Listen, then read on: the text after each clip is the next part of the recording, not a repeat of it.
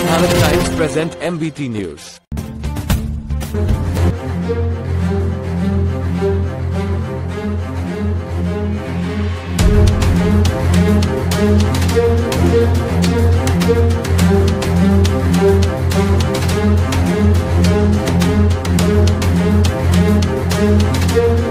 दादा, कब्रस्तानमधून चिमुकल्याची बॉडी गायब झाल्याचा प्रकार समोर आलाय. तुम्ही इथे येऊन पाहणी केली आहे.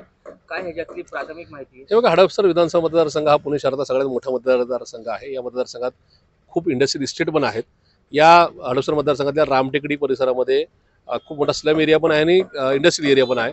इथं एकीकडं हिंदू स्मशान भूमी शेजारीच मुस्लिम कब्रस्तान आहे. ह्या सगळ्या प्रॉपर्टीज ह्या पुणे महानगरपालिकेशी निगडीत आहे. पुणे महानगरपालिका इथला मेंटेनन्स किंवा एकूण सुरक्षा विभाग सांभाळते. असं असताना इथल्या रामटेकडीतल्या एका मुस्लिम समाजाचा कुटुंबातील एक दिवसाचं बाळ म्हणजे जन्मलं आणि एकच दिवस जगलं आणि ते मयत झालं. त्याच्यानंतर त्यांनी इथं येऊन त्याला दफन केलं होतं. मुस्लिमांचे आता पवित्र रमजान महिन्याचे उपवास चालू आहेत. अशा परिस्थितीमध्ये काल कुठल्या तरी माथे फिरूनी या ठिकाणी ते बाळ गायब केलेलं आहे. कदाचित एखादा विकृत असेल, कदाचित जादूटोणा करणाऱ्या मंडळींनी ते गायब केलं असेल असा आमचा आरोप पण आहे आणि संशय पण आहे. याला पुणे महानगरपालिका जबाबदारी असं आमचं थेटमध्ये जी महानगरपालिका काल परवा 12,500 कोटीचं बजेट सादर करते, ती महानगरपालिका मेलेल्या म्हणजे माणसांना सांभाळण्यामध्ये सुद्धा अपयशी आहे. जिवंत माणसांचे तर हाल आहेत, पण जे मृत झालेले आहेत त्यांची सुद्धा सुरक्षा ठेवण्यामध्ये ते कमी पडतात. हे चित्र या ठिकाणी समोर आलेलं आहे आणि म्हणून आज आम्ही पुणे महानगरपालिकेवर या ठिकाणी हे बाळ चोरी प्रकरणी गुन्हा दाखल करत आहोत.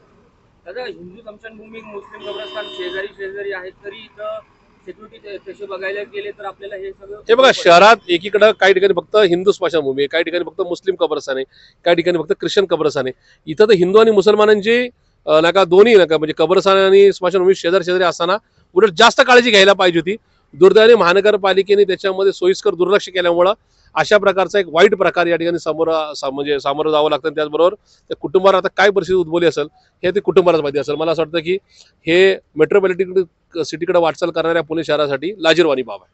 दादा, ह्यात तुम्ही या प्रकरणामध्ये तुम्ही काय एक तर मी महापालिका आयुक्तांना पत्र देऊन आता पुणे महानगरपालिकेतल्या हद्दीतल्या सगळ्या स्मशानभूमी कब्रस्तानची काळजी घेऊ याचं आवाहन करणार आहे. त्याचबरोबर याच्यामध्ये जे दोषी असतील त्यांच्यावर गुन्हा दाखल करून त्यांना नोकरीतून या ठिकाणी सेवामुक्त करावं ही सुद्धा मागणी असेल. नाहीतर अन्यथा आम्ही महानगरपालिकेवर मोठा मोर्चा देऊ आणि महानगरपालिकेने या संदर्भामध्ये इथून पुढे काळजी न घेतल्यास महानगरपालिकेला सुद्धा या संदर्भामध्ये नुकसान भरपाईला त्याचबरोबर लोकांच्या असंतोषाला सामोरं जावं लागेल. हा इशारा त्यांनी या ठिकाणी समजून घेण्याची गरज आहे.